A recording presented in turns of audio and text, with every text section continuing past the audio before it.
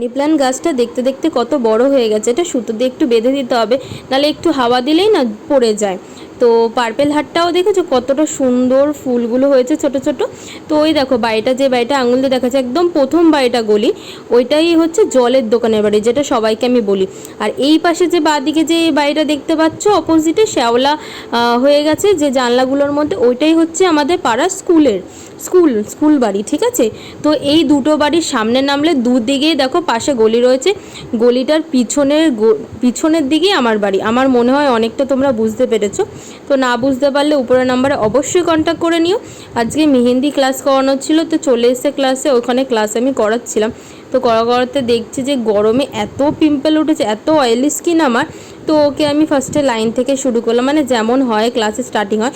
যারা যারা ক্লাসে জয়েন করতে চাও অবশ্যই উপরের নাম্বারে কন্ট্যাক্ট করে নিও। এক সাইডে আমি ওকে দেখিয়ে দিয়েছি আর এক সাইডে ও করেছে।